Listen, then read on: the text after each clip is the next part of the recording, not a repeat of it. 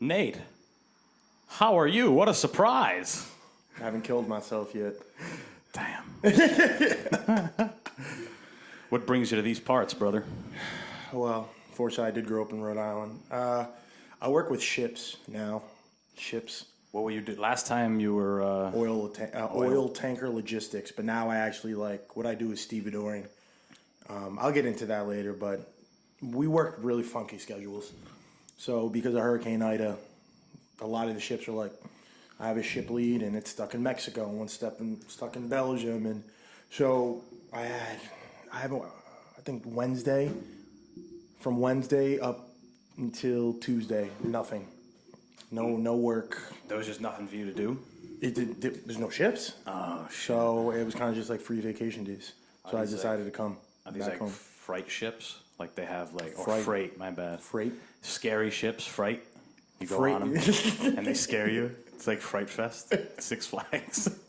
I do row ships. So roll on, roll off, anything that can be on wheels. New cars, old cars, Mack trucks. Sounds lame as a motherfucker, if I'm being honest. It is intense. It's intense every single day. Is it? It's just such a big operation. Like I'm supervising. Yeah, You have three like 3 or 4 supervisors a ship, me and my coworkers, and then you're in charge of like 100 labor members, like union guy, and it's union guys. So you can just imagine how bad these cocksuckers are. Like they're the worst. They want to work. Like they want. They don't want to work. You sure? They want to sit there, get their fucking hours in, and Their pension. You guys oh have my pensions? god, I don't have a pension because But I they work do. with a private company, Yeah. but they do. They have all these. And you can't get into the union unless your father was in the. It's like nepotism. Right. You know what I'm saying? And It's like the mob. yeah, they're the most privileged people I've ever met in my life, bro. Right, in the but union. they're all fucking idiots. I'm a union man. That's like that used to be like a thing to brag about. I don't know if it is anymore. Oh no, it still is. But like before, it was like I'm in a union. I can do what I want. No, they literally can do whatever the fuck they want. Yeah. And I don't even say I work at the port anymore. Because if I do, they're like, oh my God, can you get me into the union? I was like, I can't even get into the union. Right. You know what I'm saying? So, but it's fun. I'm never in the office, which is cool. Like I'm always on the ships, Really? planning, organizing, Oh, wow. doing all that. I'm never in the office. That's Ever. pretty sick. So if there's no ships, I don't go in. Does that happen before? Like obviously Ida probably put a halt on it significantly, but has there been days where they're just nothing Oh for you to yeah, do? yeah. There's just if I go in there, it's going to be a shit show. There's always going to be something for me to do, and like when you start with a ship, you have to end with a ship. So there's been days where it's like, oh, go in at 6. You got to go in super early, usually 5 or 6 a.m. Go in, and then it's like, oh, we have to put 1,000 cars on the ship today. Then you're there till 3 a.m. Go to sleep. Damn. Go back there the next day. But then sometimes it's like it comes in bunches.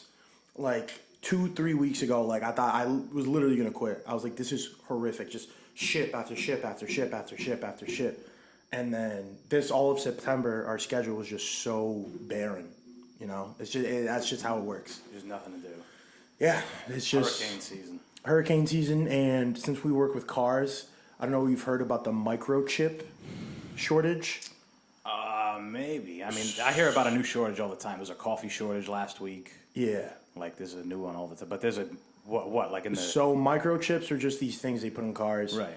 And you need for And one in car bodies. you need 8,000 microchips. Wow. And all of them are made from China. They come from China, and there's a ginormous shortage, and there's just a bunch of cars all over the world waiting for the microchips to come. Right. And that's why we're not moving cars as much. That's why we don't have enough ships, stuff like that. But I'm not complaining. I'm salary, so I mean, I know they do that salary shit so they can get you to work like an Oh asshole. my though. God. That's what it is. if I was hourly, oh my God. Caking like a I'd same be thing with caking Caroline. I mean, they do it in I would assume they do it in all hard ass industries where they're planning to take advantage of you. Mm-hmm. Like there's a salary. Get ready to, especially managerial positions, like something like yeah. you're doing. Yeah, And I mean, supervisor. she's a sous chef, so that's like a manager type position in the kitchen. So you're responsible for all the bullshit that happens. You just get flung shit like you clean porta potties. Might as well have done that job. Exactly. And, like, it's just the worst because, like, not to say anything about these union guys, even though I already have, because there are a lot of good. There are a lot of good guys. You just got to know who the good guys are and who the good guys aren't. If you got it, it came on a truck. Yeah. You ever watch? You watch The Irishman? No. That's like it's about the Teamsters union. It's like it was the biggest union in the country at one point, and like Jimmy Hoffa. Have you heard of this Jimmy Hoffa story? Where like he just kind of was. Nobody knows who killed him, but he disappeared. Was it you? It was me. He was the head of the Teamsters union, and he was like the president of the Teamsters union. And then he got like tangled in with the mob and shit. That was like the whole. That's the movie, The Irishman. Really? Basically, that's what the fuck it's about. Isn't that movie like 4 hours long or some shit? It's long as shit. Yeah, I mean it's long, but if you like, movies that develop and have good act, if you like good fucking movies, I mean, a lot of good movies are long as fuck. Yeah. Like look at like Tarantino's movie. He has never made a bad movie, and they're all longer than a motherfucker. Yeah. Like, yeah, but his has like fucking. His have a lot of action. Yeah, sometimes. Oh, and Glorious Bastards, I hated that movie. You hated it? No, I didn't. I watched it when I was really young, but like you don't the like trailer. Nazis? The trailer. Oh yeah, that's why. I mean, why not? I'm a big Nazi sympathizer, so that's why. That's why I was just like, damn, it's making them look now. Obviously, I'm not a Nazi sympathizer. No, you are. You've already said it. The narrative has been pushed. But it was just like there's so much dialogue in that fucking movie. A lot. A shit ton of dialogue. I thought it was just gonna be killing Nazis. Nope. Like fucking Brad Pitt said. Nope. No. A lot of talking. A lot of talking. Fucking Christoph Waltz, the main guy, the main Nazi. That motherfucker is crazy in that movie. Yeah. Like he speaks French, English, German, Italian. Like throughout the whole movie. He speaks fucking all those languages in real life. Really? Quentin Tarantino was like, I think I wrote a character that I'm not going to be able to cast. Like, who the fuck can do all this? And he got that guy, and now that guy like blew up. He was in another big movie. I forget what it was. I mean, I think he was in Django as well. He's worked with Tarantino on a couple different films. But He's always a villain. He's a villain. yeah, He's a typecast villain looking. He plays it well. yeah. So. I've been watching. Were you ever into like pro wrestling? I feel like I was when I was little. Yeah. I was watching. Did you ever like when you were a kid watch real old like 80s wrestling, like WWF wrestling? No. You ever look back? I used to watch Ric Flair highlight, just his interviews. Right. Dude, I was doing that before this. Really? His promos, bro, right before you came in, I just, for whatever reason, I was watching The Iron Sheik. You ever hear of The Iron Sheik? Yeah. That motherfucker was like the best villain. Like he would just, because he was an Iranian and his boy was a Russian and it was in the 80s. Oh, so, it was like communism versus capitalism, fucking propaganda. It was beautiful. And he's like, intelligent America. And he's just big yoked fucking Iranian guy.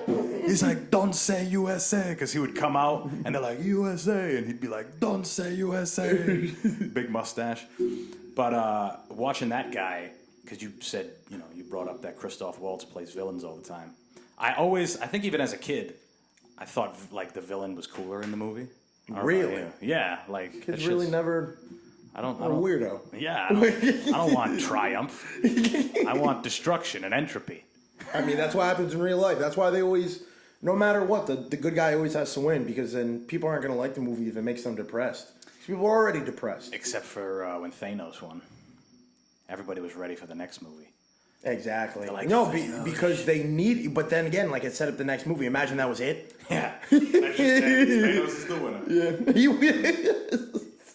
Remember when we were fucking telling everybody at cast, we were just saying it out loud, walking around. Thanos wins. What? We said that? Yeah. We're doing that all the time. Really? I think you commented that on one of my fucking Instagram posts. That was Thanos mode. No. We were like walking around like, oh, Thanos, because people were like, oh, I hadn't seen. Whatever. Oh, we were ruining it for people. Yeah, exactly. Yeah, we were just telling everybody, Thanos wins and fucking, just random customers. Yeah. Hey, did you watch that fucking movie? Oh, no, I haven't. Thanos wins. Yeah. It's over. It's over. I never fucked with superhero movies, even when I was a kid. Really? My dad was always really into superheroes, so I kind of got... I've been like a fan. Like I read Black Panther comics because I was like, like other than Cyborg, I was never really into Cyborg. I'm talking about black superheroes. I was never really into Cyborg. From Teen Titans. Teen Titans, that's what it is. That's what it is. But he's DC, and he's the only black one I know on DC, and he was just lame. Was Teen Titans a DC thing? Yeah. Really? Robin was the head of the Teen Titans. Right. I haven't seen that shit in a minute. I guess I forgot. But thinking about Cyborg, I mean, I obviously just said I don't know shit about superheroes, but I never thought that was like... Because I guess I never put two and two. If I'm not mistaken, Cartoon Network is owned by Warner Brothers, and Warner Brothers also owns DC. Right. Jamie, fact check.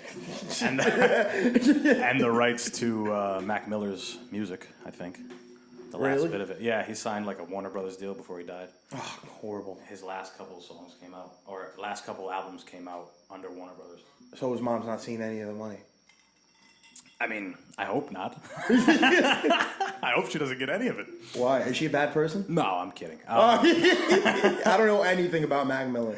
I know nothing about Mac Miller. Yeah, no, I mean, that's all right. I know, actually, when I... Doesn't hit the demo, I understand. When I first met my girlfriend, she was like, she was crying. She was like, I haven't cried since Mac died. I was like, Mac?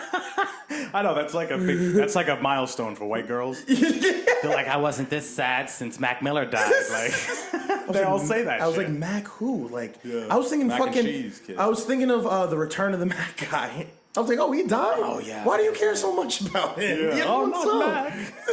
How's he gonna return? So she was like, Mac Miller, and I didn't want to be an asshole. I'm like, why? I was like, first of all, I didn't know he died. Right. This was like a year after he died. I didn't know he died. I guess I need more white friends. That you do. You racist. And she was just like, yeah, like it was cute because I guess she's from the Midwest. He's from the Midwest. He's from Pittsburgh, right? Pittsburgh, yeah. Is that the Midwest though? Pennsylvania, yeah, counts as the Midwest. Really? Yeah. And it's all the same over there. Yeah. They're all the same people. Right. It's talk weird. They probably say that about us. They roll their I forget what it is. They roll their vowels, I think. They're just it's just ooh.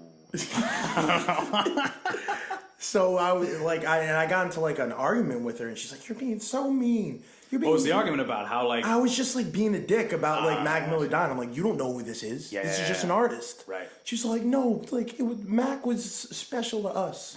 Like Good Kids. What was it? Good Kids, right? I think it was called Good Kids. Yeah. Kids or just or Kids. You might be right. Yeah, just Kids or something. I'm just like, I don't like my favorite artist of all time. I mean, there's a difference. Meek Mill, but like.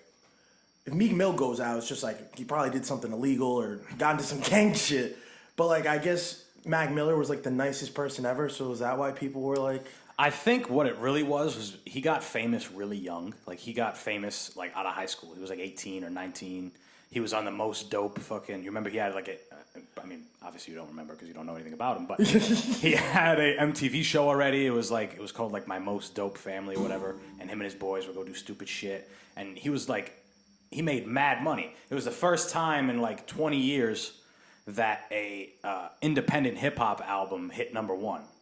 Oh, he was independent. In the country. Yeah. Shit. For the longest time, which is why I said Warner Brothers toward the end. He went to Warner Brothers. Oh. But I think people, because I mean, we were, I don't know, we might have been 14 when he was 18 or 19. So we weren't that far from him. We would have been in school with him if he was 18, you know? Yeah. So, I don't know. I think people... And plus, he was genuinely talented. Really? Like, you listen to his beginning music, you see the phases through his career, which I think is important when you're listening to an artist, to see how they change and reinvent themselves. Because, like, when he's a kid, it's just like, I'm a kid. He had a song called Senior Skip Day. Like, he's talking about how he's, like, you know, in high school, he's a cool kid and whatever. And then Blue Slide Park was, I think, the one that set him off. That was very similar to that. That was his style. And then later on, he started doing, like, edgier shit because he started doing drugs. Like, he started experimenting with psychedelics and, like, other shit. And he dropped the mixtape Faces, which is, like, to me, one of my favorite pieces by him. And it's, like, it's just a different, it's, like, an introspective. It's kind of like a sad thing, but it's a drug album. It's, like, an album that, like, you know, like, you'd expect from... Jimmy fucking Hendrix or Jim Morrison or one of those guys who Jesus. Yeah, like somebody who's just fucked up and they're making some kind of music. And then from there, he changes again and writes The Divine Feminine, which is about women and like his appreciation for women and all this shit. Not that great. But and then after that, he does, and then like his posthumous album wasn't even hip hop. Technically, he's not rapping, he's just playing music. Like he's like, you'd have to listen to it. It's just completely different. And he played mad different instruments. He was musical. Oh, really? Yeah, I did not know that. Holy shit. Like he was He's super a true talented. artist. Yeah, yeah. I did not fucking know. I just like for me, it's just again, it's gonna sound prejudiced, but just like for me, like I'm very. I mean, the whole rap community. My dad still is too. Like the whole rap community is very, very hard on white rappers. Sure. I mean, like There's only been a few that are like good enough to hang. Like, my dad always makes fun. He's like, you always fucking around with those white cats. I was like, all right, this isn't 93. All right? Black Panthers pop? Yeah. And I'm just like, it doesn't really, like, one of my favorite rappers coming up right now is Jack Harlow. Okay. Like, I like Jack Harlow when he was, when, like, Dark Knight came out, like, fucking, like, way before What's Poppin'. And then What's Poppin' came out, and like I'm just like, holy shit! I didn't expect it to be this big. Yeah. And then I started putting everybody on there, just like, oh, you're a dick rider, like you just like it for his one hit, and I'm just like, fuck no. Yeah. Like I listened to him. I think the first song that have you ever listened to him? Like his older stuff? No, I mean obviously I heard What's Poppin', but and I mean everybody fucks with that song. Yeah. But if you listen to Sundown, that was his like first big hit, I think. Yeah. And it's about him taking, he just spits while he's tripping on synthetic acid. Synthetic acid? Yeah, which I guess is some Kentucky shit, because that's where it's from. Than regular acid? I don't know much about acid. Right. I'm not no loose here. So. That kid does acid. That's going to be crazy. Oh my, he used to, I mean, you could bring him on here. Yeah, but he'd probably talk about it. But like in high school, he'd be like, yeah, I took like 4 tabs. I was like, it's like third lunch, bro. Like, what do you think? While he was in school? Sometimes, I don't know. Maybe. Oh, shit. Maybe he showed up one time. Oh, what's the thing? Like senior night? Yeah. Where you guys are and there's like a theme. I think you showed up to that. Yeah, I think, all fucked up. A lot of people showed up fucked to that shit. Funny story, since we're talking about acids and hallucinogens and whatnot. I told this story on here before, but I want to tell it to you because I think you'll find it funny. You're a good storyteller. You've always been a good storyteller. Yeah, I know. If there's anything I've been good at, I can tell a fucking story.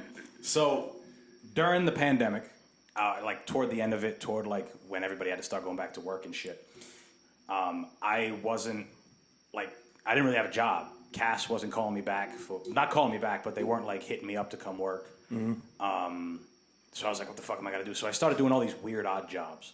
I worked in a cookie factory. It was brutal. I worked in a fucking, like a paint warehouse. Like I was delivering paint on a fucking thing. I delivered bread at like 4 a.m. sometimes. Like it was just stupid fucking jobs. Like terrible jobs.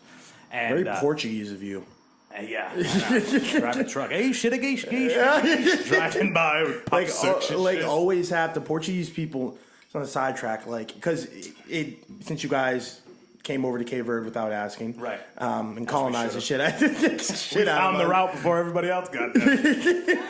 And but like even when I had salmonella, my dad's like, I need to work. I'm like, Dad, like you have a horrible like bacteria in you. He's throwing up at work, like shitting his brains out. And he's like, I need to work. It's like almost like it's like a Portuguese thing where it's like you guys just fucking.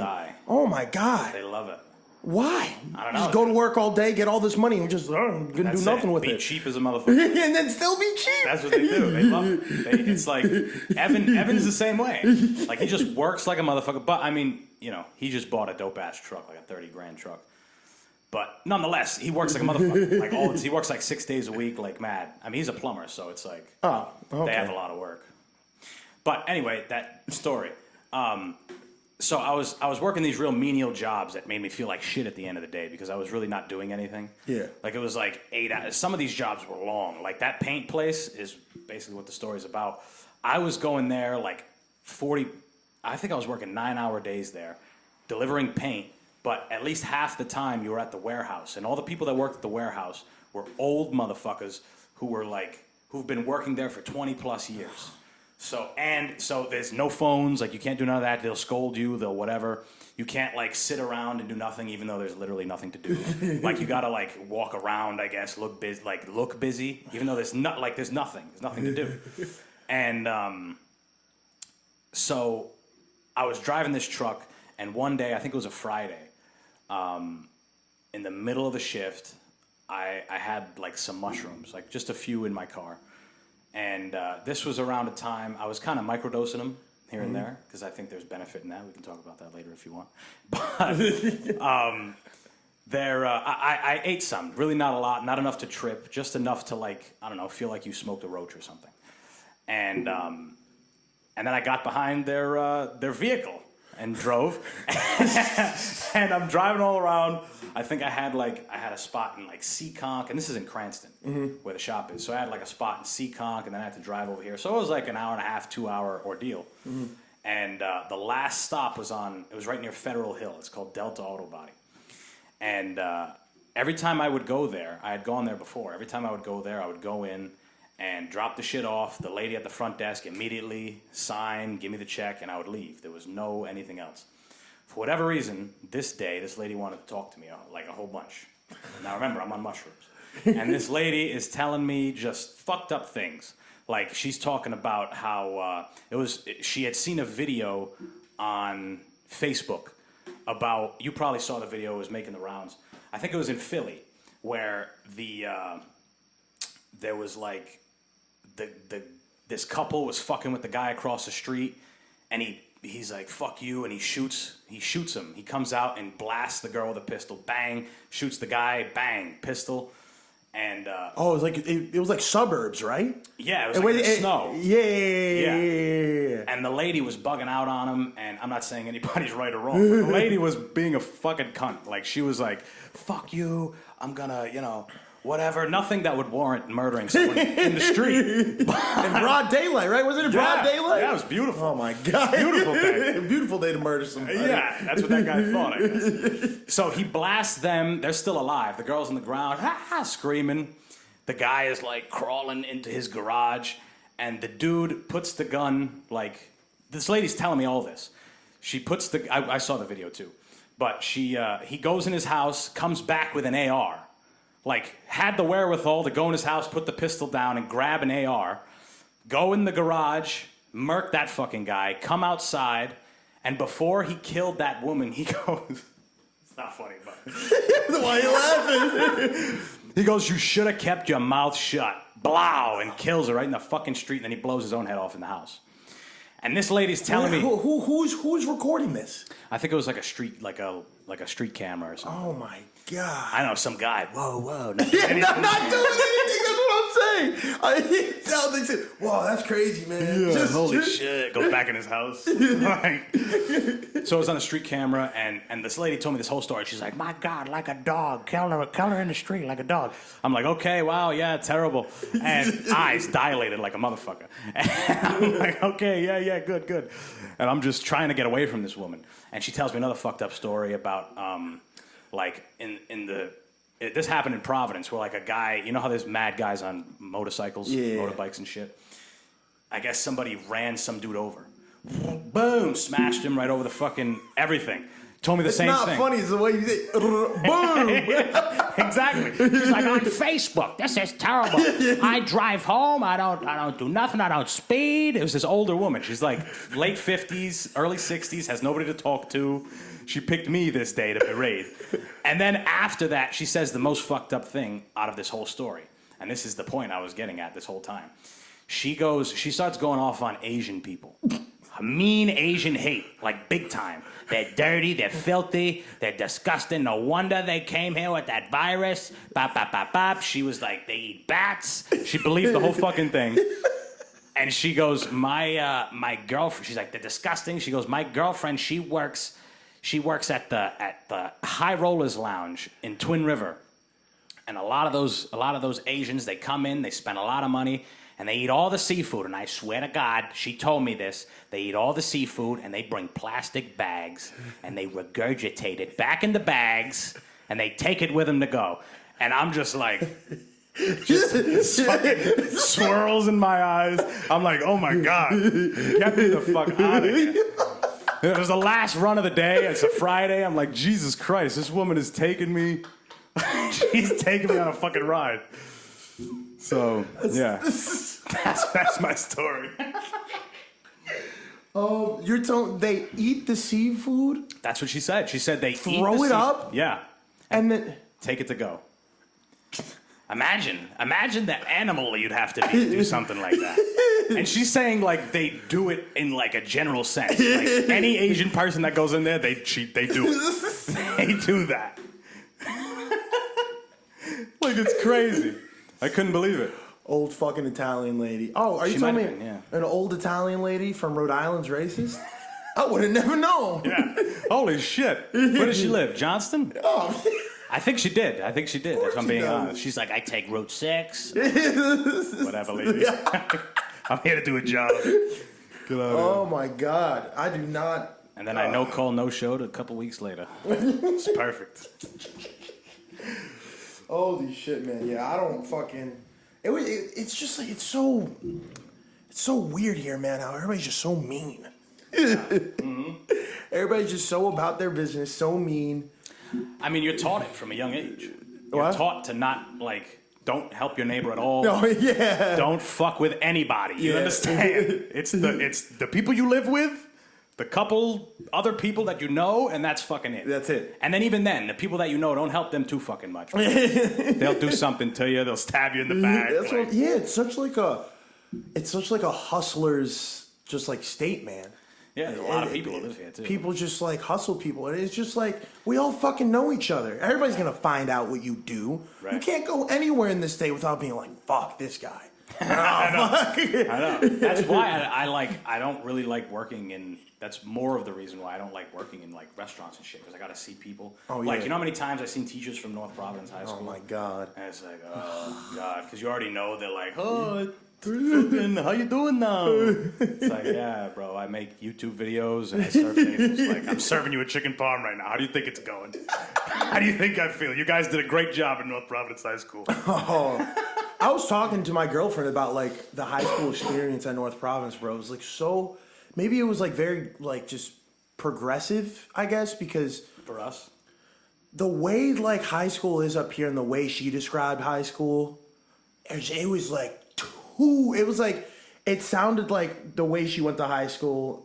It's like I wouldn't be surprised if they had still like shooting class. Like I don't even like she was like we did, but it had all that like old timey like fun high school stuff. She's like we had a homecoming dance and we had senior prank and battle of the classes and we had this and we had that and like Friday Night Lights and it just kind of made me pissed off because we didn't have any of that shit. Bro, and everybody was just so mean to each other. Yeah, I know, everyone's just fucking angry. Everybody's We're just angry. children breeded for anger. Exactly. I think it's the 20 plus years of mob influence. You think so? Oh, easily. Oh my God, everyone's just so angry here. Holy shit. She was we didn't even have we had a homecoming bonfire. Stupid. Right. I think Winter Ball was meant to be like the homecoming thing. Yeah. I guess. Like, Stupid. But I will Crown say. Plaza. Well, that's the thing. I was just going to say, we have, compared to what Caroline tells me, and I mean, even her dad has said to me, she's like, or he's said, like, on the East Coast, he was always more or less jealous because he's born and raised, lives in Indiana. He was always like, there's a culture out there that's different. Like, we're spoiled because over here we have all different kinds of cuisine. We can try this, we can try that. People like so many different mindsets. You know, and when you Right. bring in different mindsets, that's when more knowledge comes in. That's why I mean, no offense to the Midwest, but it's the fucking Midwest. You don't when you think of the Midwest, you don't think of like, oh, there's some smart people out there. Those are some or you don't really think of like artists or artistry. Oh or yeah, anything nothing. like that. Nothing outside of like The East Coast. yeah, It's like- or the other coast, the West Coast. West, yeah, exactly. Nothing, no, but like everything's just very like white picket fence, like normal. I feel like they're still stuck, like just kind of stuck back in like the 50s and 60s and shit like that. I guess. So I guess we kind of like. I feel like the education we got kind of made the. They didn't really. It was very realistic. Yeah. You know what I'm saying? Well, we have, to your point about it being very like, the best way to put it is it's very like American hometown like people. That's what I think of. So like, all those kids have loving backgrounds. Not all of them, but a lot of them have like, you know, encouraging parents, encouraging people in their life. Like, on this side where we're from, there's a lot of urban influence. Oh yeah, and immigrants and immigrant influence. Who had to work their fucking ass off to get over here. Yeah, exactly. So they had significantly harder lives than some of the people in the Midwest. Yeah, when it comes to building their livelihood. Mm-hmm. So like, and they get here, they do all that work to come to America, just be pissed off. Yeah, exactly. Just to be mad at their offspring and resent them, and be mad at them all the fucking time. Like it's because I would, you know, Caroline would talk about how, whatever. We just had very different upbringings. Oh, yeah. So, and I would be able to be like, yeah, well, she'd be like, oh, one time my dad was upset and he was angry at all of us or something that doesn't sound that bad. I'm like, oh, really? Wow. My dad would come home in a drunken blind fury and crash his car into the fucking, you know, something and be mad at everybody and make you feel like shit and verbally assault everyone. Didn't your dad headbutt you when you were a kid? When I was 3, yeah. Yeah, because you called some dude fat? Yeah, I was in the store. I was like, you're fat. Big ass motherfucker. My dad took me like 3 aisles over and said, boom. Like 5 years old. Like good looks. Yeah, and that was it. And another thing, this probably happens when fucked up shit happens in immigrant families. Nobody talks about it. Oh my God. They bury it. It's done. Yeah.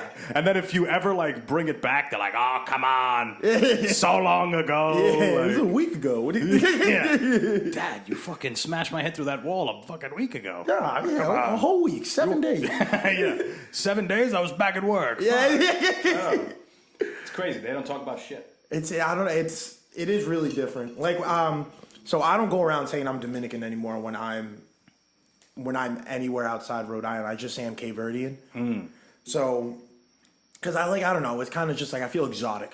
They're like, what the fuck is that? Like, if you say you're Cape Verdean outside of Mass or Rhode Island or maybe Connecticut, they think you're from fucking Mars, essentially. Yeah. Like I'll be like, oh, my dad's from West Africa, like an island off of West Africa.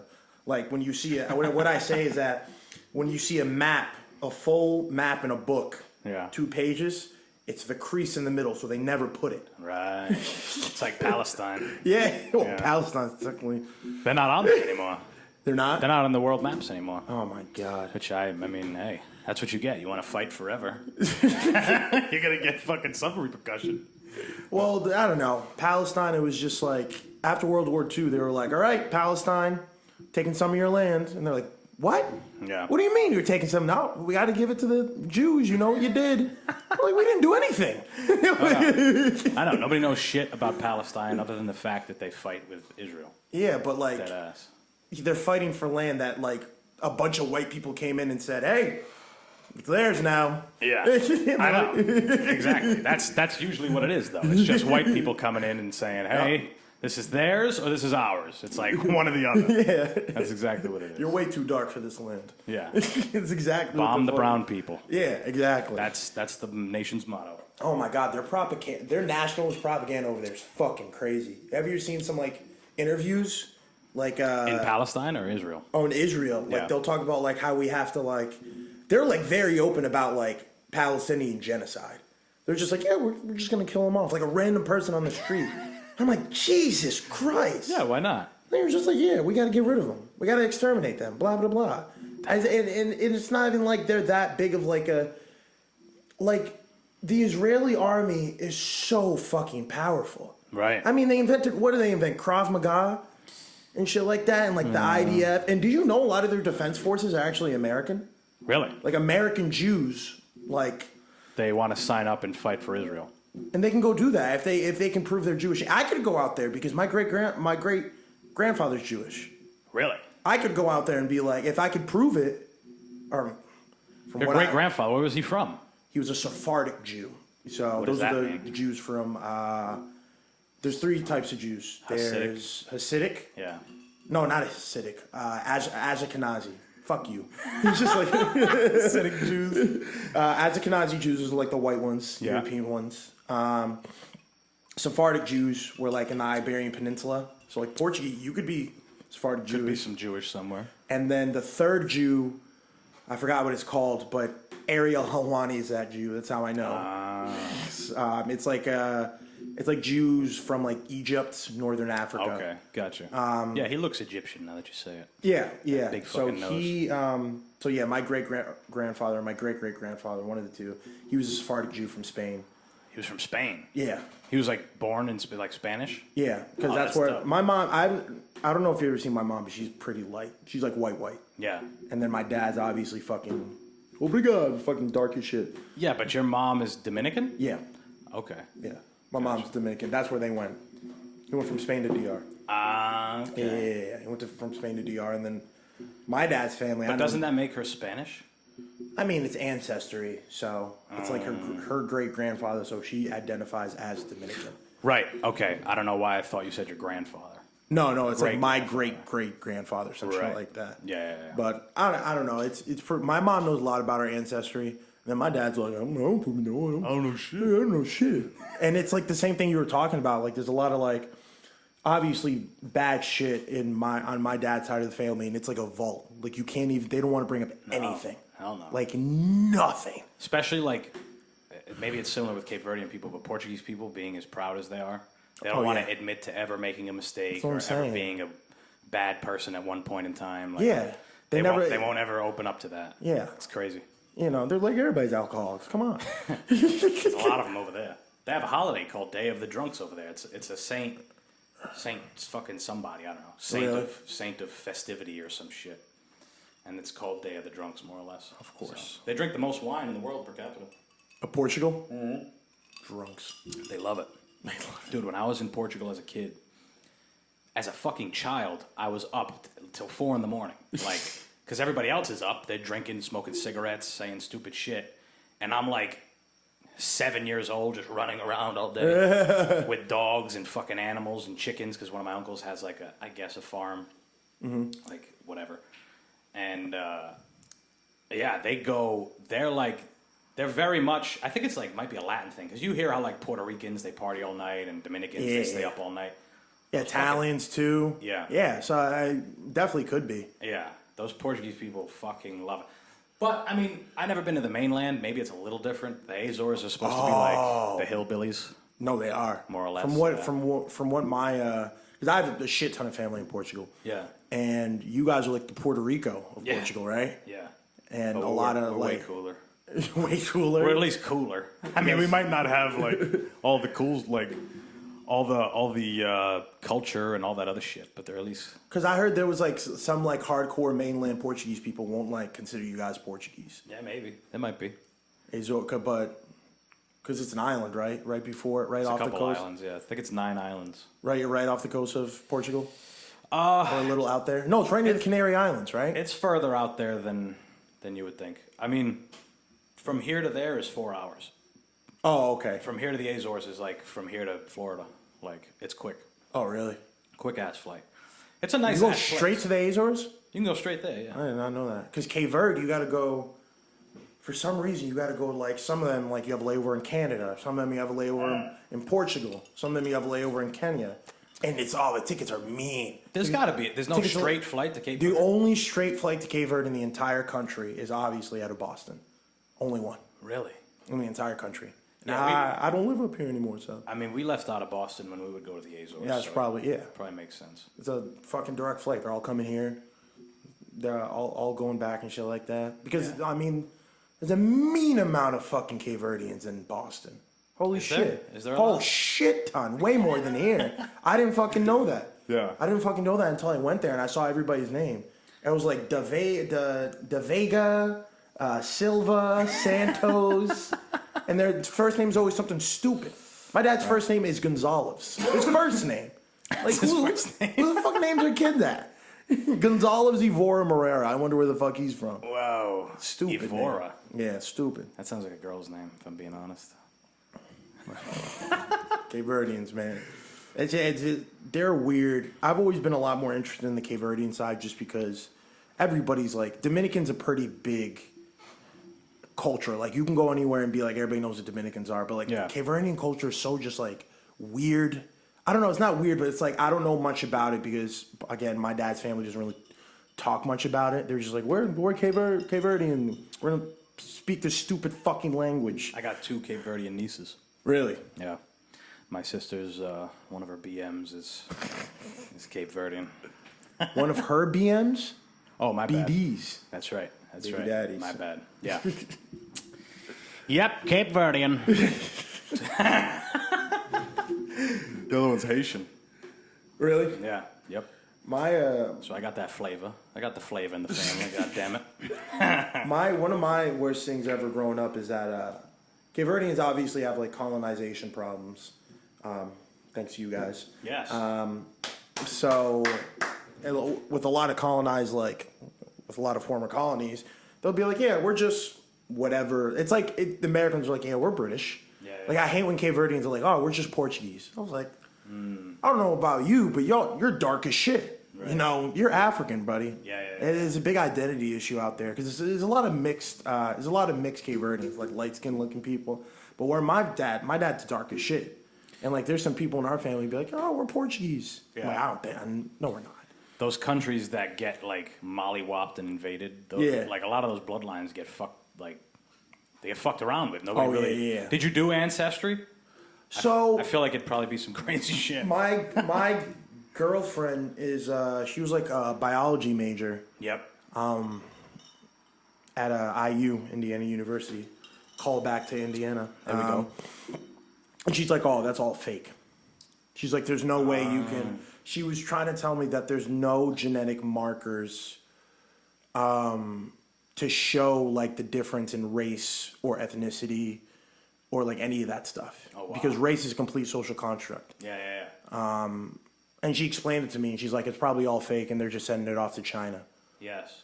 That's what everybody says. When you send in your ancestry, you're just sending in like your DNA for everyone. Yeah, and the thing is, so they've caught in like killers in cold cases through like those sites. Because I don't know what they do, but they'll be like, holy shit, like this DNA matches to this DNA, and they like start narrowing it down from there. So like you literally give away all your rights to your DNA once you do any of them.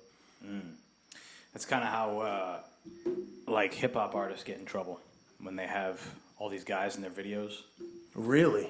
Yeah, a lot of them. A lot of it. You ever watch? You could probably see it on YouTube. There's like they have like an FBI agent or like a Fed, I should say, a Fed sitting down and Bobby Shmurda watching. Well, exactly. Yeah, there you go. yeah. There's one of them. 6ix9ine too. He just told on all of his boys for a hit. Right. I mean, it was a hit though. Yeah, it was at least a hit.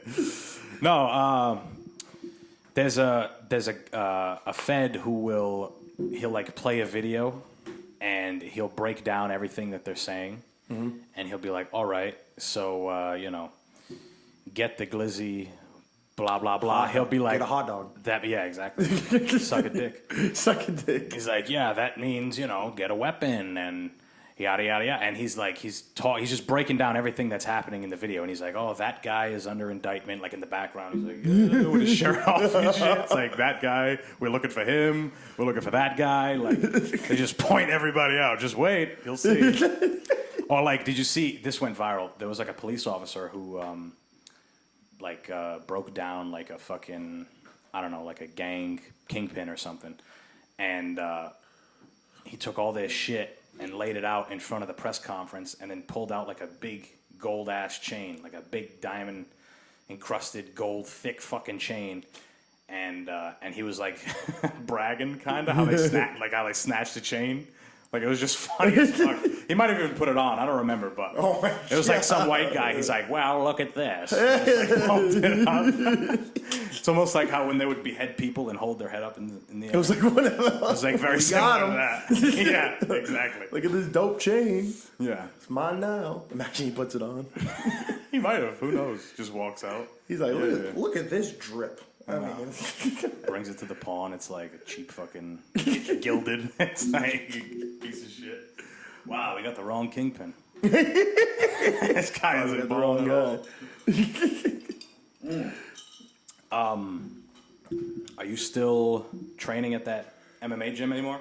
No. So ever since I got my town, I plan on going back. It's actually That schedule sounds like it makes it kind of hard to do that. yeah. So I moved to Baltimore. I live in Annapolis. I moved to Baltimore, and they're about like an hour away from each other. So my gym was like near Annapolis. So I need to find I was going there, but I need to find a closer gym near Baltimore. One, and then two, I just got destroyed getting a brand new townhouse because I was like, I have nothing. Yeah. Like I literally like moved all my stuff in and the whole place was just like bare. And I was just like, this is what it's like being like an immigrant's kid. Right. Because I like called up my dad and my mom and I was like, hey, can I borrow money? And they were like, we're going to ask you the same thing. Like, Sorry, motherfucker. Sounds like you're doing good out there in Baltimore. Yeah. New townhouse, shit. every single time, when I fucking come home, my mom's she's like, I just want to let you know, you make more money than all of us. I'm like, you let me know every day, Mom. Every single fucking day. Isn't that what you wanted, Mom? Yeah. I thought you were supposed to give me everything you guys didn't have. Exactly. Instead, not guilt trip me about it. Yeah, exactly. Like I bought. It's another immigrant thing. Yeah, we went to make it seem like it's all your fucking fault. For yeah, what the shit. fuck? I'm over here. I gotta get up early for work and shit. What the hell? You living like a king down there in Baltimore? It's like, don't you want your kid to be like that, a better life than you? Just talking shit. That's what I'm saying. Like regular homegrown like white American parents are like, oh, like good job. Yeah, good. Like job. they're not nosy either. Oh no. Like immigrant parents are like, what are you doing? What the fuck are you doing? Why are you doing that? You got to do this. They give you like a ton of input that you didn't fucking ask for. Yeah. Yeah, but like what I'm noticing from Caroline's parents, they're like, fucking go and do whatever the fuck you do, and they pretty much don't get bothered. Like, I'm like, that is a fucking luxury. Because I could move to fucking Taiwan, and my family will bug me fucking every day. What are you doing out there? Where even in this place? I can't find it on the map. Yeah, exactly. Show me where it is. Anton, I need you to go pick up Mom. Yeah. I'm in Taiwan, Dad. Oh, Julie gets out in a couple hours. You got some time? Yeah. Dad, I'm a fucking mercenary in Taiwan. What the fuck? So what I was saying about the gym is that, so I got murked with buying a bunch of shit for my new townhouse. This market was just insane. Yeah. You had to put up 2 months rent for a deposit for any place, yeah. And I found a roommate. It was just like, and I was starting a new job. It was just, I didn't have the time. I barely worked out this summer. It's pretty bad. I really liked it. It was really fucking fun. Yeah. They put me in the mastery class for jiu-jitsu immediately. Oh, because I was in the head black belt guy, the coach. Yeah. The mastery class is always right after like the beginners class, and he's like, "Hey, you're not going to this class anymore." He's all like, "You wrestled for a long time, didn't you?" I was like, "Yeah, I wrestled all throughout. Like, I stopped wrestling in college." He's like, Right. "If you said that when you signed up, we wouldn't even bother putting you in the beginner class." Sure. And then he put me in the mastery class. What I was doing actually is that I do Muay Thai from 5 to 6, then 6 to 7 beginners jiu-jitsu class, and then 8. It was 6 to 7 Muay Thai, 7 to 8 beginner class, 8 to 9:30 mastery jiu-jitsu class. Oh wow, all in a row. All in a fucking row. So fucking fun. Yeah. It was just because like, if I could go back, I would definitely put a lot more. For me, I don't know what it is, but combat sports comes really. I think it's something with my hips. I really don't know, but something with combat sports, it just comes like way more naturally to me than football ever did. Right. The only reason I feel like I was really good at football is because I was just a workhorse. Yeah. But with wrestling, I never really fucking tried. I was never really that interested in it, and things just came like naturally to me. So, right. and this was the first time where I actually like put in the effort and actually like liked what I was doing sports wise. It was like, because football, it was always like, I really love this, but like I don't have the speed like other kids. I have the size, but like I play D4 and stuff like that. With wrestling, it was a complete opposite, where it's like I know I'm really good at this and all this stuff, but like I just don't like the atmosphere of the team, and I don't really like being on the mat and doing shit like that. But you son of a bitch, you're fucking up my whole production. This is where it's all like coming together, and I'm actually seriously considering when I do go back in like a month or two, just going hard as shit for like 1 to 2 years, trying to get in as many Muay Thai smokers as I can, try to do as many jiu-jitsu tournaments as I can, and possibly quit my job and go full time. Really? Yeah. Holy fuck. Yeah. What a twist. Who would have thought? Yeah. Wow, that's fucking crazy. Yeah.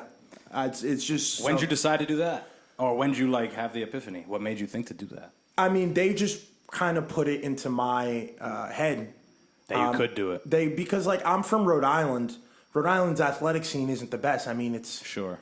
When I was talking to I think I was talking to one of Kelsey's like cousins or something. I used to like wrestle out there. He's like, yeah, we had sectionals, then we had regionals, and then we had second regionals, and then we had third sectionals, and then we had mini states, and then we had medium states, and then we had all state. Like that's what it's it a sounded whole bunch like. of shit. It's yeah, a whole, and then for us, it's like, well, we go to states, and well, maybe it. have 12 guys in the bracket. Exactly. You know, so for me, I just didn't know, like, do I still got it? Like, am I good? But like, it was just so natural to me. The Muay Thai and the fucking the Jiu-Jitsu. And especially the no-gi Jiu-Jitsu. I'd murk people. Oh my God. The no-gi Jiu-Jitsu. I'd murk like fucking purple belts and blue belts. I did a lot of shit that was like, that would get me I would tap in a second, like in a match. Like they'd catch me in a second. But yeah, I did a lot of just like shit that just felt natural to me. And it was just so easy. So I was talking to one of the late girls that did it full time. And she was like, I don't think you really know, like, not to brag. She's like, I don't think you know fucking, like, athletic you are. Like, people this size usually don't move like this. Yeah. You know, and being this size, having the background that you have, and then just having, like, the pure athleticism, and being Crazy 88, like, Crazy 88 had fucking, who I couldn't go because, of course, I had work. Fucking Valentina Shevchenko did a showcase. Really? Gym. Yeah. Oh, fuck. That's sick. Do you know Matthew Smellsberger? Sounds like an iCarly. No. They call him Semi the Jedi. He like knocked a dude out in 8 seconds on an undercard. He goes to my gym. The black kid? No, he's not black. He's white. Oh, I don't know. There's another Nigerian fighter that goes to James Vick goes to my gym. Hey, James Vick. Not even in the UFC anymore. James Vick goes to my gym. I didn't know who he was until you told me. You were like, oh fuck, James Vick goes there. I've never seen somebody like. It's like he's selling the knockouts. Yeah, it's like he's getting paid. Like he's the way he right here, get me right like here. He's a 6'3" lightweight. Like he should be murking guys with that reach. Should be like, can't get near me. Boom. You would think. Sometimes that shit doesn't always work. I mean, sometimes there's guys who close the distance. Yeah. And in 155, nobody can do it to Izzy. 155 though, I mean, think about who you're fighting. Murderer's Row. You're fighting everybody that can close the distance. Yeah. Like, fucking, the tip top is Justin Gaethje. It's Dustin Poirier. It's fucking Michael Chandler now. Who, whatever, but he can close the distance. Khabib at the time. He did it against fucking Hooker. Yeah, Hooker had crazy range against him. He said... I bet on Hooker, too. Hooker. I know.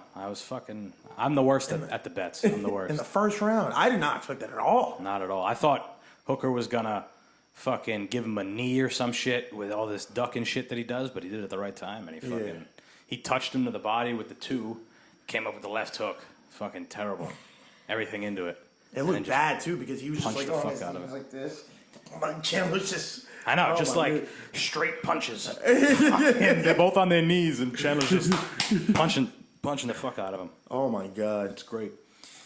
So you took a fucking immense liking to this fighting shit. Absolutely. And wow. I got like lucky to go to like an actual professional gym. Like we have. I say we now, but nobody really knows who I am. Because I went to the lowest, I went to the lowest tier gym. There's 3 gyms. Actually, there's 4 gyms, but the one gym in College Park you can't just go to. Like, you have to be an actual, yeah, you have to be, Right. And the one I'm going to go to now is the Elkridge one, where, like, all the fucking, like, crazy people go to. Wow. So I'm going to see if I can, like, actually do it. But, like, I just love athletics. Like, I just love being active in it, and like working out just like doesn't do it for me anymore. It's just so fucking boring. Yeah, I want to compete. Yeah, absolutely. I want to compete. I want to go to jiu-jitsu tournaments. I want to go to smokers and. That's the cool thing about martial arts is you can pretty much compete your whole life. I mean. Oh yeah. Pretty much all different kinds of martial arts. I mean, you probably don't want to go do Muay Thai smokers when you're 50, but you can do jiu-jitsu tournaments when you're 50. Oh, they have yeah, like jiu-jitsu, yeah. 50 plus brackets. Yeah. You can do karate when you're fucking 50 and do forms and shit like that's not fighting, but it's a martial art. Like, yeah. And I mean, you can train your entire life. You're not gonna. When's the last time you saw a fucking 65-year-old guy doing sprints with football pads on? Right? Nobody's doing that shit. And the worst fucking thing about I don't know, like professional football leagues, like semi-pro football leagues, just don't seem real. Like That sounds like stupidness. For some reason, like these tournaments, like are a lot more real to me. Like these fucking jiu-jitsu tournaments and shit. Other than like making these fake teams and paying like $3 fucking grand to literally fronting a bunch of your money for a league that doesn't. What is it? You don't get it. It's like playing video games. That's what I'm saying. It doesn't come to anything. Yeah, that's what I'm saying. You know. I just At least I never understood any of that like semi-pro football shit. Right. At least martial arts are like gaining a skill. And it's least. it's also very mental too. Yeah. Like it's very good for your your mental health, I guess. Yeah, 100%. You know, so you get to go kill each other for a couple hours. Yeah, it's just it's an art. It's literally that's one thing that I've been noticing is that like to craft, you got to take time. I didn't really respect wrestling as like a craft, right? Or like an actual like the guy had to tell me he's like wrestling's a martial art. I was like, really? Like we count? Yeah, totally. So does boxing. That's like a similar thing with but boxers. That's a sweet fucking science. You know what I'm saying? I was just never a technical wrestler. Sure. You know. Yeah, so I never. Neither was Brock Lesnar. That motherfucker beat people up in the UFC. Like, that shit don't matter sometimes. Sometimes the most technical guy doesn't win. I mean, for me, when I watch fights and people are like, who do you think's gonna win? I more or less favor the guy who's most technical, but that's not always the case. I mean, we just spoke about Chandler and fucking Hooker. Technically, on the feet and the striking and shit, Hooker's better. Like he's technically a better. Think about all the boxers that Deontay Wilder knocked the fuck out that box better than him. That like show boxing skill. Sometimes that shit doesn't matter. He's a special case, but you know, Yoel Romero, a whole bunch of different guys. Mean. Yeah. You've heard about it like his shit on Joe Rogan, right? Like what his story was. Yeah. About his daughter was. Imagine being that athletically gifted. You're like, whoa, my daughter's sick. I'm going to be a professional boxer. Gets bronze in the Olympics after like a year and a half. Of boxing. Yeah. People work their whole life for that shit. He's like, hey, I used to play football. Yeah. Bow. His right hand is fucking mean. It's terrible. Oh, terrible. My God. That thing is bad. What was the one where it was like a meme for a bit? The Haitian guy. The second time he faced him. It was like Bermain Stavern. Yeah, bro. He just kept giving him a right hand. Like, he'd fucking get knocked down, and then, like, the ref would, like, clean him up, and he'd just, again, right hand. Yeah. Get him back up, right, and he'd be wilding. Like, it literally looked like he was in a street fight. That's what he would do. When he would, like, injure somebody, he would just bug out. Whoa. Throw the fuck out of punches. And it's like, I mean, I guess it works because you just hit the fuck out of him. Not against Fury. The second time. The second time was, I mean, Fury won both fights. But the second time was a fucking ass beating. Yeah. Like, Fury beat the fuck out. Because, I mean, he exposed him.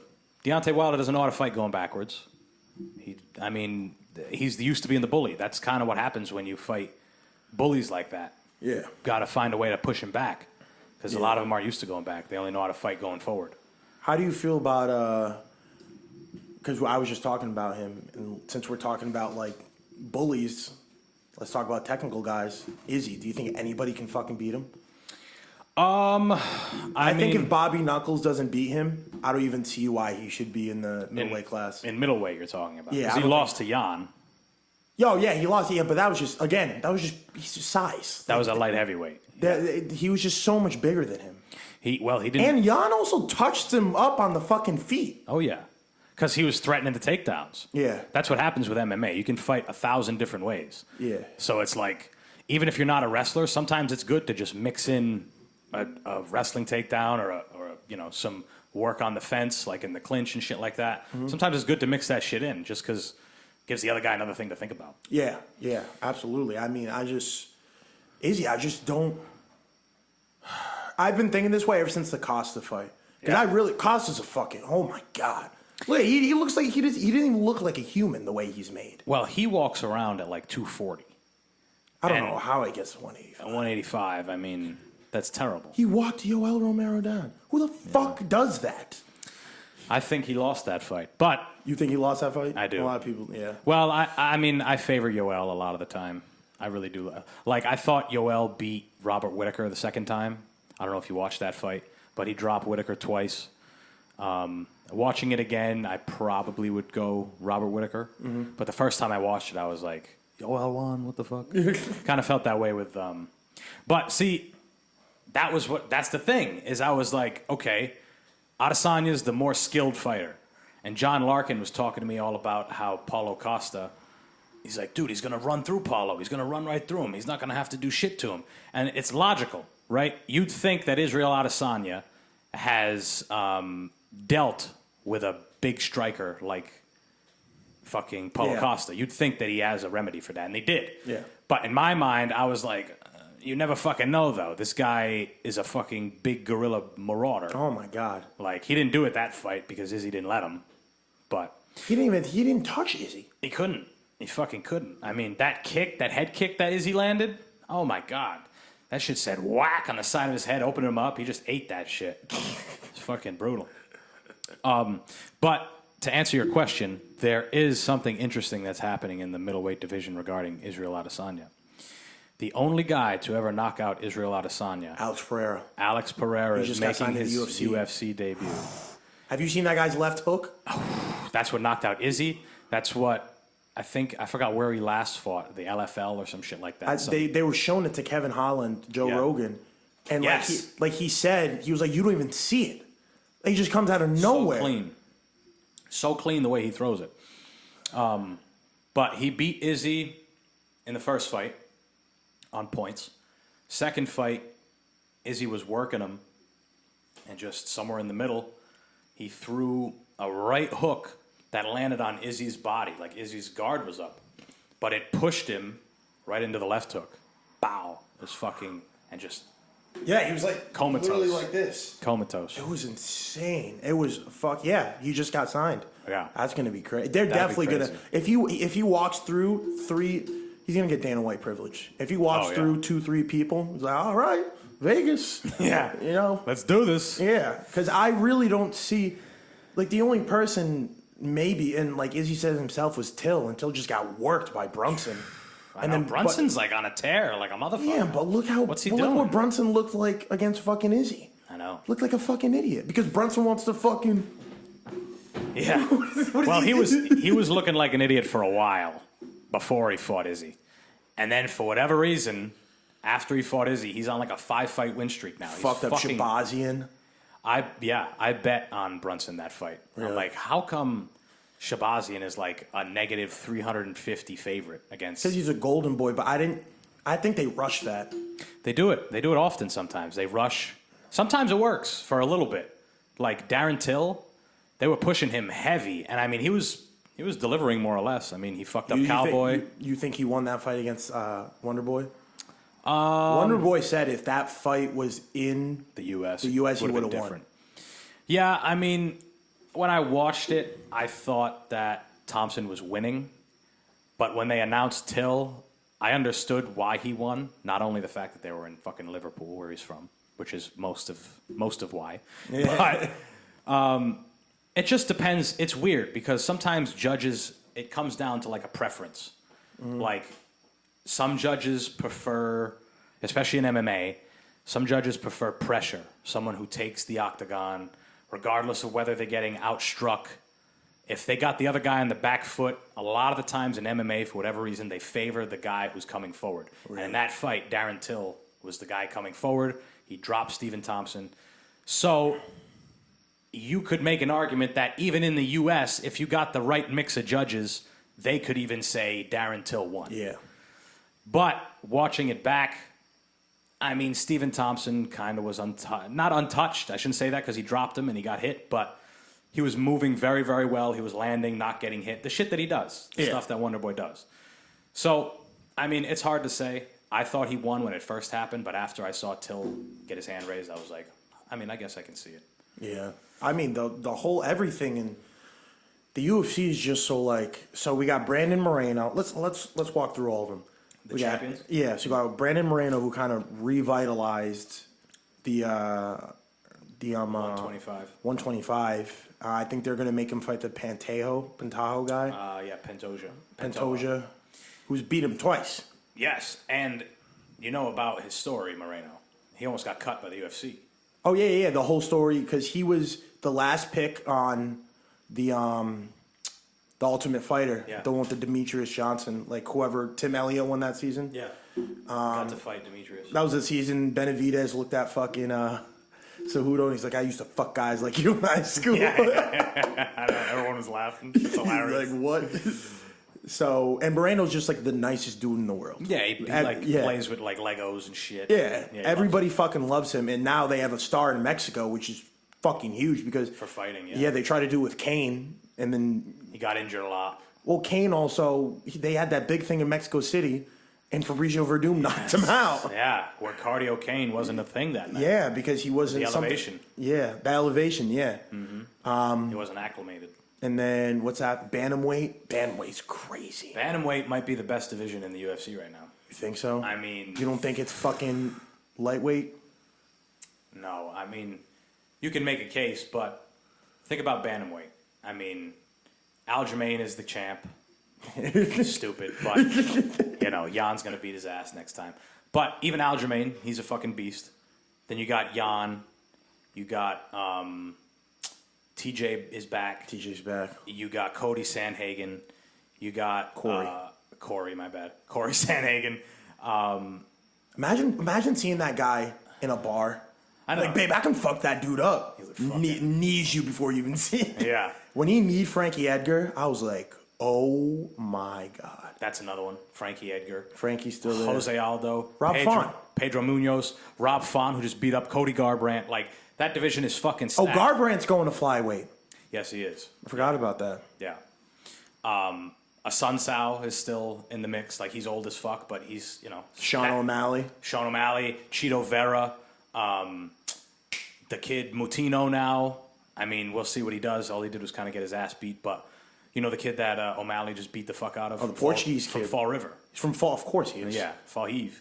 He was getting fucking. He was eating everything. He got paid though. And even when he fucking they ended the fight, he was still like, I know what the fuck. Yeah, he wanted to like go out on a shield. Yeah, that's a lot of those guys. You know what I'm saying? But I mean, he was eating all of them. He was getting his fucking ass beat. Oh my God! Like, and then after the video with him just eating the ice cream sandwich, I would be comatose. Fucking eyes like this.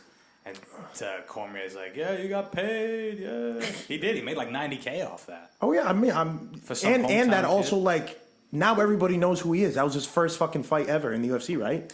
Yeah, I mean, he came in on 10 days' notice and fought the whole. That's a win. Yeah, that's one for him. You know? He got a bunch of fucking money and he got a contract. He got a couple fights. Yeah, and he was working through. He was just walking through everything. I was like, holy fucking shit. Who's gonna knock that fucking?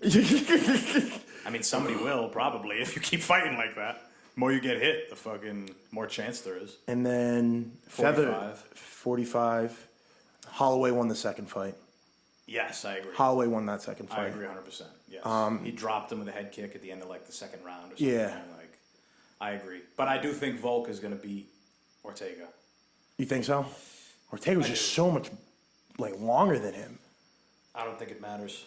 I think Volk. I think they're both extremely well-rounded, but I think where the difference is Volk's size.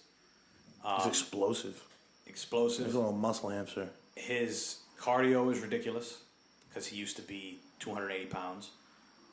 He used to be a pro rugby player. He was 280 or 240, something like that. Running up and down like he was just a truck, a block running because he's only like 5'7" or something. Yeah, he's a small motherfucker. So, I mean I think that might be one of the weaker weight classes, I guess, in terms of. Are you fucking serious? You think so? I mean, I don't know. I don't know much, but people say featherweight's stacked. Even just like in the lower rankings. Right. I could be missing like. I mean, Korean Zombie's always going to be there. Calvin Kattar. Holloway, obviously. Calvin Kattar, who was on the receiving end of the best performance ever.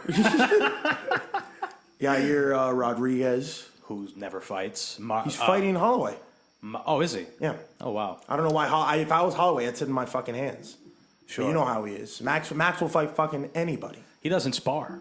Max Oh Holloway. yeah, he said he didn't spar before the last fucking fight. And he had fucking one of the best performances ever in combat sport ever. Oh my god. Threw 700 punches, landed 500 of them. Like, That's insane. what the fuck is that? And what is Calvin Kattar made of to fight the whole 5 rounds? Being from Boston. I know. Dana White, did you see Dana White during that fight? He's like, I'm fucking scared, man. He's like, this reminds me of one of those fights where they bring the fighter backstage and he fucking dies. Because, like, in the 4th round, dude, he couldn't get out of the barrage. It was literally like 3 of the 5 minutes, he was stuck getting beaten up. Like, consistently, like 3 minutes straight. Like, the first 2 minutes passed, and then just 3 minutes straight, just getting fucked up. Just on his feet the whole time. Getting punched, just swinging to get the guy off him, and the ref doesn't stop. Like, he could have stopped it in the 4th. Easily. Well, his corner should have fucking stopped. I know the three Boston dudes aren't gonna fucking stop it. Fuck no. Hell no. New England cartel, baby. Oh yeah. That's the code. Fuck yeah, it's not. So I thought it was a gym, but it's like it's literally just like It's all just like new, a group. Yeah, it's like a group of people, which I think is really cool. Rob Font. He's part It's of that. kind of just like a group of people who are like, all right, like New England's not really known for this. Yeah. But if we all kind of like come together, like we can, you know what I'm saying? It's not just like one big mega. They have one, that Cape Verdean guy at Fall River who got knocked the fuck out. The heavyweight. Jorgen. Yeah, got knocked the fuck out. That kid used to fight at like 170. You serious? And he was like not doing great or whatever. He used to fight at a lighter weight class. And he just said, fuck it, started eating cheeseburgers, get to heavyweight and just knocking motherfuckers out. He knocked the motherfucker out cold. Hoffa or what, some islander. Yeah. No, and then back against the cage, back against the fence. Bow. Yeah. And then they say, oh, he's just walking, looking. Chubby ass.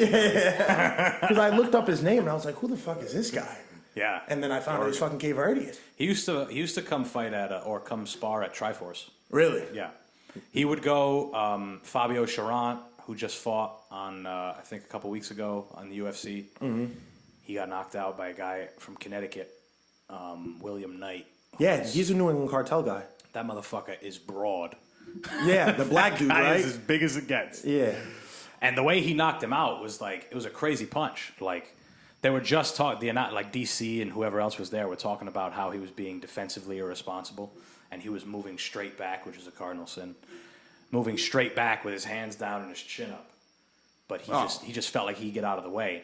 And as he was doing that, they're like, he's being, Fabio's gonna, because he moved back and he threw like a left hook, but he hit him with like this, like not even a fist. He hit him with like his bone, like on his forearm. And was Fabio coming forward? Yes. Yeah, it's probably, it's that, Momentum. Yeah, that momentum shit. Because when your momentum's going forward and you get caught, you're way easier. Yeah. It's way easier to get KO'd. So, and 55 is fucking insane. Right. It's, to me, they should make 255s. They should make two of them to be complete. Should make 155 and 165. Just the argument was to make a 65. Yeah. I don't know if you remember, but they were gonna do Dustin and Nate for the 165 belt like inauguration. Really? And it just all fell apart like it never happened. Yeah. Which would have been sick. I mean, I think Dustin wins, but it would have been a cool fight to watch anyway. I see Dustin beating Charlie Olives. I don't think he has a chance. He's definitely the bigger guy. I mean, Dustin could Dustin's easily just fight at so 170. well fucking rounded. Even He's if, great everywhere. Do you know what's crazy? Even if Charles gets him on the ground, I'm still going to be scared because I'm a ginormous Poirier fan. Yeah. But I'm not going to be as scared as if it was like Gaethje or for Connor, for God's sakes, or if Connor was on the ground, Olives. It would take, Olives, right. Yeah, it'd be two seconds. He'd fucking tap him. Right. But he's a black belt in jiu-jitsu, right? Oh, yeah. Yeah, Poirier. He's legit everywhere. Yeah. How'd you feel about that fight against Connor? Marking Connor. Yeah, I mean... Bow, right on his ground and pound was meat. Yeah. I think Connor was doing pretty good, all things considered. I mean, he hasn't really evolved much. We can kind of see it at this point. Yeah. But I thought he was doing better. I thought it seemed like a matter of time before Dustin figured it out. Because Conor starts fast. The thing with Conor's fights in his whole career is there's so many like built-in anomalies that are weird. Like, for example, even this last fight, he lost, but he broke his fucking leg. Yeah. Like, it's just a weird thing that happened. And even during that fight, Dustin Poirier doesn't get on top of him if he doesn't jump for a guillotine. Like, that's just kind of not great fight IQ on Conor's part. Like, if he, don't get me wrong, the guillotine looked tight, but you don't pull guard in an MMA fight unless you are fucking like Charles Oliveira or Brian Ortega or one of these fucking guys who are incredible. They're untouchable on the ground. They're not going to get ground and pounded. They're going to find a way back to their feet quick. Like, that's motherfuckers who pull guard, pull a guillotine, any of that shit. Yeah. Conor's not that. Not to mention, he was talking about how, like, submissions don't count. Oh, yeah, and he goes for a submission, Goes too. and jumps a sub. Initiates the grappling because Dustin tagged him a little bit with a couple combos. Initiates, closes the distance, grabs him. And then if he did more wall wrestling, if he just wrestled a little bit on the wall, maybe he doesn't break his leg. Like, you know, because, I mean, even on the ground, Conor's response was decent. He was getting beat up, and Dustin was saying that he was putting his fingers in his gloves and the whole thing, which is illegal. But he's been doing that his whole career, so it's nothing new. But Conor has a pretty violent guard. I mean, he was landing elbows. He was doing well, more or less. And on the feet, he was doing better. Than the first fight, you think? Or the second? I think the second fight in Dubai, he was tagging him. He was tagging him in the first round. You're talking about Conor. Yeah. Was tagging him in the first round. Yes. Yeah. All right. Yes, yeah, you're right. But I think what I meant to say was he was mixing it up a little better. He was using kicks. He was approaching it more as an MMA fight instead of a boxing match. Because I don't know if you knew what the plan was. He ended up revealing Manny. it. He was going to fight Manny. He wanted to fight a guy who boxes lefty, southpaw, whatever, which is what Manny is. So, I don't know. It's weird. He has a very weird career. He's a guy who, when he comes back, everybody's going to tune in again. Yeah. He could fight Poirier again, which would be stupid on... Well, I don't know if it would be stupid on Poirier's part. He can make money. Easy fight. Hold off on the title fight. Like, title fight will always be there if he keeps beating up Conor. Like, he'll always be there. And he's really, I just don't see, like, Poirier's going to be... If Poirier doesn't beat Charlie Olives, I'll be so heated, man. That guy deserves a fucking belt. Charlie has a similar story to Moreno. Oh, yeah, he's had a shit ton of fights in the UFC, and they haven't been amazing. Didn't, like, Cowboy knock him out? He got fucked up by a couple guys. I mean, he used to fight at 45. He got fucked up there. I think that's what made him change to 55. And then he got up to 55. He had hard fights. I can't tell you exactly who he fought, but he fucking... who the fuck are we talking about? I already forgot. Charles Oliveira. Charles Oliveira. He's like so incredibly technical on the feet. Like, you watch him drop Michael Chandler, and like he throws that left hook short left hook, bang, hand right here, like technical as anybody. So I mean, I can see him being competitive with Dustin. I can see him beating Dustin, but I think Dustin's biggest asset at 155 is how fucking big he is. Yeah. And I don't think people realize that until he fought Conor. Yeah. Because Conor looked kind of small against Dustin both times. Like, Dustin looks like he could fight 170. Yeah. He's got a wide back. He's big. Like, he's taller. He just... I think that's one of his bigger... Aside from being a fucking savant. Oh, yeah, with everything. Yeah. With literally... he's so fucking well-rounded. Yes. I think the only person, personally, that... I just don't see any... Oh, fuck. Islam Makhachev. Keep forgetting about that guy. He's been KO'd. Yes. So he's not untouchable like He's Khabib? not Khabib. I mean... He's facing fucking Dos Anjos. Right, who he's going to beat. But Dos Anjos is old. But still a killer, obviously. But, I mean, the difference between him and Khabib is... I think Khabib is... Obviously, Khabib's a special talent. But when you watch them... He's a GOAT, in my opinion. Makhachev is more about control and holding you there and working slowly, maybe landing some ground and pound, but really wants to work submissions. He wants to just smother you. Khabib wants to smash. Khabib wants to smash. Yeah. Like, he leaves you just enough room for you to get in another worse spot. Like, where Islam, he gets you to the ground and he just smothers you like you're not going to move. Like that's what the fuck it is. So I mean, I don't know. There hasn't been anybody who's been able to stay on the feet with him, except for the guy that KO'd him. I don't know who it is, but I watched the KO happen. I don't know. I mean, maybe Dos Anjos beats him. They're just doing it because Dos Anjos and for the storyline, right? Dos Anjos and Khabib had beef. Yeah. And plus, nobody wants to fight Islam. Because he's one of those guys, if you lose to him, you lost in a boring fashion. The fight was boring. Like, at least if you lose in a firefight, people, like, got to see you, and they're like, wow, that motherfucker, he got KO'd, but he came to fight, and people want to see it again. Yeah. When you look, it's like the same thing with Boo Boo Andre, Demetrius Andre from Providence. Oh. He's trying to get a big fight, but nobody wants to take the chance on him because he's so technically good. He's going to make people look stupid. Where does he fight out of? He's from, he started in Big Six boxing. No, what promotion does he fight in? It's a good question. I don't think it's PBC. Is it CES? No. He's on a pro level. He's a world champion. Oh, shit. Demetrius Andre is a world champion. I barely know this guy. He sounds Cape Verdean. Yeah, I think he is. But he's out of Providence. He came out of Providence. And he went to the last Canelo fight. He went to the press conference and tried to make a big thing. That's what boxers do. And he's like, it's just like in Rocky. Oh, he's a boxer. Yeah. Oh, Yeah, I thought he was an MMA guy. No. But nobody wants to fight him because he's one of those Floyd-type guys who just moves, makes you miss, he lands, he moves. Kind of a boring boxing match. But people don't want to lose that way. Yeah. People don't want to lose already, but it's like I could fight this guy who is more or less, exciting. We can make something happen. Yeah. Or I could fight this. It's like high risk, low reward, more or less. Yeah. So, but for him, he's calling out everybody. He can't get a big fight. He wants to fight one of the Charlo twins. They won't do it. Canelo won't do it. Canelo beats him, but it's just Gennady won't do it. Really? Nobody wants to fight him. People are kind of ducking him. I don't know much about boxing, so let's get back to the UFC. Right, 170. 170 170 is Kamaru fucking everybody up. It's gonna be Colby. Holy Kamaru. Shit. That card's gonna be fucking crazy. Nick Diaz returns. Nick Diaz versus Robbie Lawler. Oh my god. Abe Lincoln and George Washington fucking fighting each other. I just can't. Oh my god, I can't fucking believe. That's gonna be.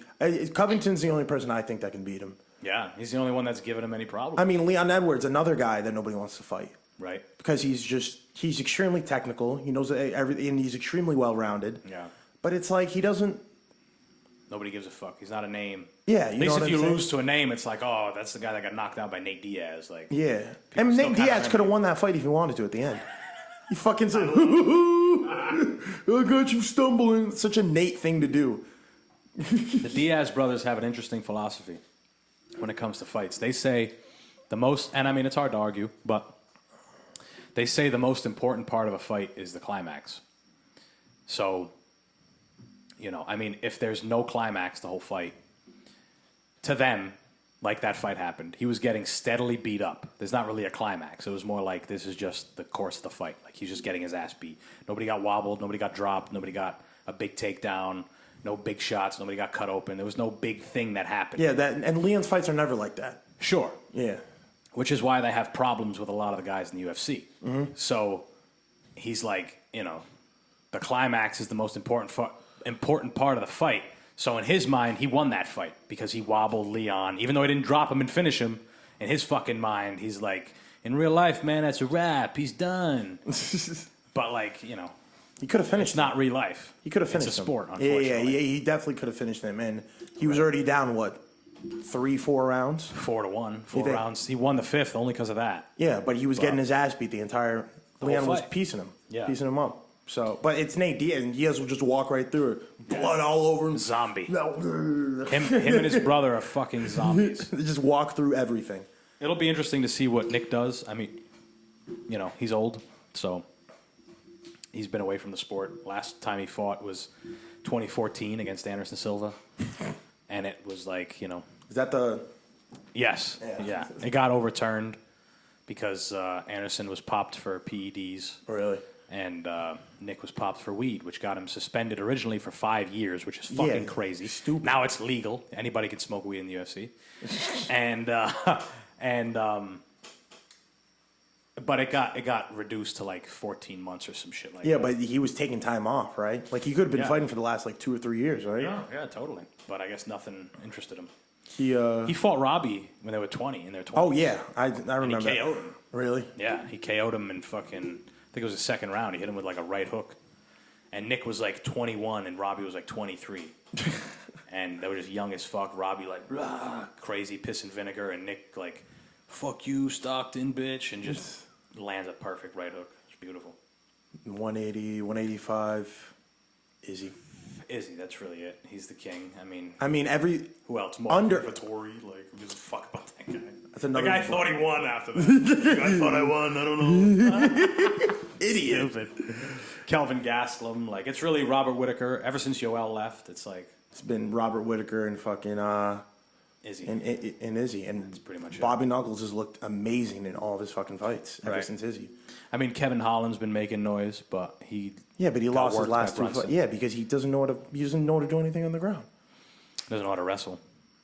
I What? guess he doesn't know how to wrestle. I mean, he. Can, Oh yeah, he's been training with can DC or grapple, some but- shit, right? Yeah. He's a kung fu guy. Yeah, he's a weirdo. He talks so much. Never seen anybody talk like him. And their ass beat, slapping Brunson on the head, just saying nonsense. He's like, just let me up, bro, let me up. Slapping him on the fucking head. Sean Strickland's another guy that's come out. Oh yeah, he's facing Luke Rockhold on that same card. That'll be good. Probably gonna be Luke Rockhold. Oh, Luke Rockhold's back. Luke Rockhold's going to get KO'd by a left hook again. Yeah. He's gotten KO'd by a left hook. Yoel, Bisping for the belt. Bisping, and fuck Jan was Jan. mean. Broke his jaw. He did. He broke his jaw on that. It was right after or like he had just gotten up. It was quick. It was perfect because Jan had an underhook and fucking Rockhold had a real tight overhook and tried to wrench his arm this way. So Jan was able to like slip his arm out a little bit, but at the same time push him, or it would have been this way. Yeah. At the same time push him into this. Boom! Knocked him the fuck out. That's Terrible. one of the most beautiful knockouts I've ever seen. Oh, clean. Because then Polish he power. hammer fists him. And Rockhold's like this. I know, he's like fucked looking his at the hair. camera. Yeah, his hair yeah. was fucked up. I know, pushed his fucking wig back, literally. So 205 going up to 205, Jan's just like he's got the what king. they call it the great equalizer power. Yeah. Holy shit! Like That guy's a fucking... And he's another one, late bloomer. He almost got kicked off the UFC roster, too. Yeah. There's 3 champions right now who almost got kicked off the roster because they're fucking boring. Or they were just losing. It was just it's When just he crazy. fought Dominic Reyes and was... You see that welt? Like on it with off like 2 body kicks. Yeah. Big black fucking welt on the side That's of why the he's a big motherfucker. Yeah, he Jan's is a problem. I never thought Izzy had a chance. He's just way too small. Right. And Izzy didn't want to bulk up. You know? He went to that 195? Yeah. Against Jan, who's probably coming in 230 fucking. He cuts the 205. I Yeah. mean, that guy's probably 220, 230 walking around. That's what He's I'm probably saying. 210, 215 on fight night. Yeah. Maybe And more. There was like- no way Izzy was gonna Yeah. and Jan's well rounded and it was never gonna fucking happen. Oh, God, no. It was never gonna Size. it was never gonna fucking happen. And in that weight class It's Glover to 2 old guys. Glover to He's the one who's fighting for the belt next. yeah, I know. Well, he deserves it. Yeah, he beat the fuck on Anthony Smith. Yuri, love. Yuri Oh, Prozac. Prohaska. I think kid's a freak. I think he's a little too crazy. I Yeah. think he's gonna get caught by Jan. He could. I think he's gonna way do he some fights. crazy. Woo, spin an elbow. He Jan's gonna fucked be like, up "Bah." Dominic Reyes so bad. Yeah, but his hands were down. It was all crazy. That's what he does. It's weird. He just comes out like Like a fucking flying freak. knee. Yeah. Comes That out like a stupid freak. fucking Yeah. his hair. Samurai fucking haircut. It's great. But then you also He's a have character. who's that Eastern European guy? Ratchik. Oh my god. That's a big boy, too. He's a big motherfucker, that dude. forgot His who fight he against Thiago Santos wasn't too good. I didn't watch it. I thought it was. I'm like, you're seeing like 2 heavy-handed, like just bruisers in there. The fight fucking sucked. Thiago almost beat fucking John Jones. I think he beat him. Yeah, I mean, Thiago, He broke his leg in that fight, didn't he, or he some shit? tore everything in one of his knees. He tore every ligament, ACL, MCL, LCL. He tore them all in one foot, in like one of his. It might have been in. He might have tore both ACLs and one of his legs. He tore a whole bunch. That's why in that fight, if you watch, he's falling. Like sometimes he just falls the fuck over. Oh, really? Yeah, he's like, oh, he I just still remember falls. that. Yeah. There's a video. I was watching that fight, and there's a video when they announced it of me going, "What?" Yeah. Because the entire fight, I'm like, "Holy shit!" Like this guy won. Yeah. I mean, the Reyes fight, you could also do the same. You can also say the same thing, you know. Yeah. But he's not going to go back to 205, so it doesn't really. After I watched the You told me this after you watched it. You think Jones second won? time, I thought Jones won. Yeah. That's what happens. Sometimes you watch a fight and you watch it for entertainment. You're not really like necessarily like you can say, "Oh, he won," but you don't really know. Like, and then at fucking you rewatch it and you're like, "Oh, okay, I can see Yeah. why they gave it to Jones." Like, makes sense. At heavyweight, it's just, I mean, it's Ngannou. Everybody wants to see Ngannou Jones. I mean, And it's not even Ngannou lose anymore because I knew Lewis was going to lost. lose. So did I knew Lewis was going to lose, and that's why I didn't want to watch it. Cyril Gane is a fucking bad motherfucker. That guy. The way he moves for his Nobody side. moves like him in heavy. Nobody in the heavyweight MMA moves like him. It's crazy. And him and Ngannou used to train together. I don't know if you ever Yeah, watched they're both the sparring French. footage. Yeah, But yeah, dude, he's a fucking beast. he's crazy. He's a sicko. And I watched a fight of him at another promotion, and that guy will like you see him. He's very technical and whatever. But what's interesting is when you see those technical guys have to kind of brawl a little bit, and he'll do that. Like he'll bite on his mouthpiece and throw hammers. Like he doesn't give a fuck. He's He'll just do that if he has to. He's so just like he moves like a fucking lightweight. Yeah. How big he is. And then Stipe, everybody's still forgetting that Stipe's still Stipe's alive. the fucking greatest heavyweight in the UFC ever. I mean, And people just are forgetting about it because you have Right. this two superhuman men plus John Jones. right?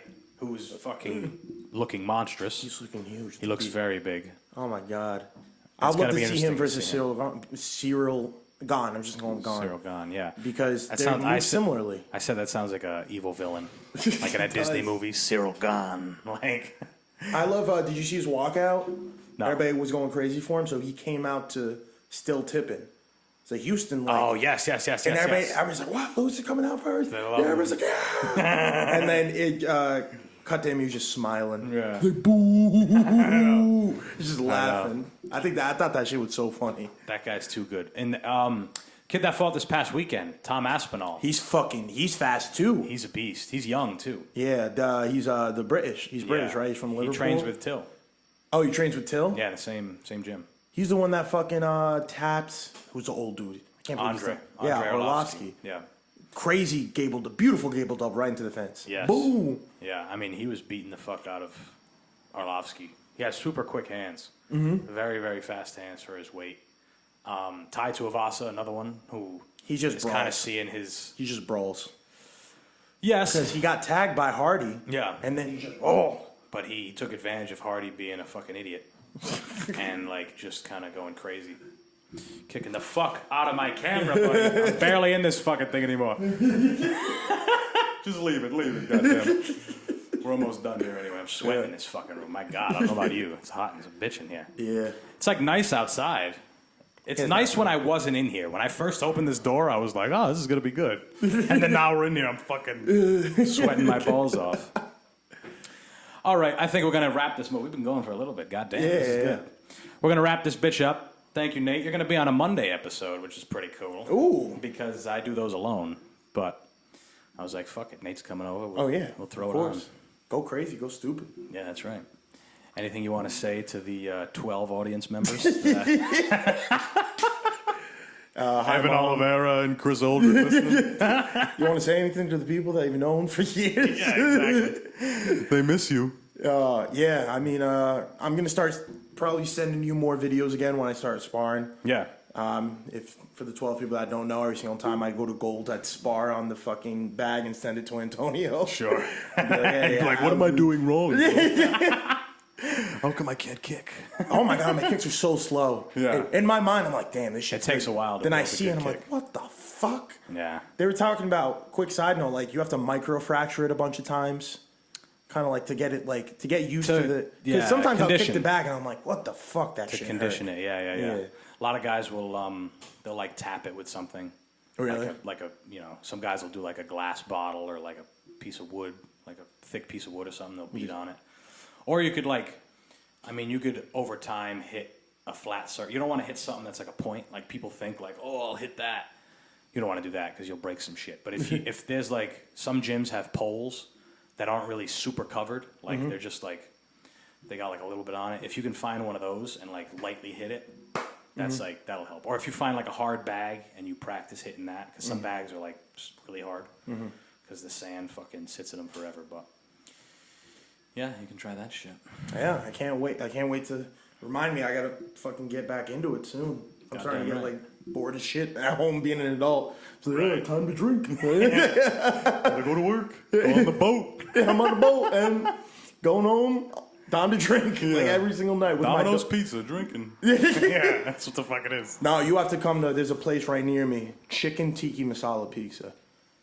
Mean. Oh I my fuck God. with chicken tikka masala. I like Indian food. It's fucking insane. It's crazy. Interesting. It's beautiful.